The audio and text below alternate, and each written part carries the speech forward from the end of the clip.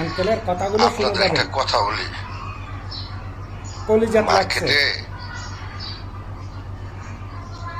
মায়েদের স্যান্ডেল ফুটপাতে কিনতে পাওয়া যায় না,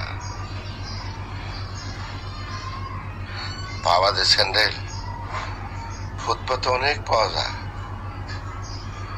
বর্তমান ছেলেদেরকে বলতেছি,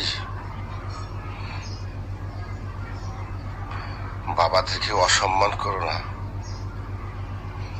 বাবারা সবসময় তোমাদের পাশে আছে, থাকবো। বাবা হারাই গেলে তখন বুঝবা বাবা কি জিনিস ছিল। বাবা মানে মাথার উপর একটা বট গাছ। আজ বাবা নাই, তাই বুঝি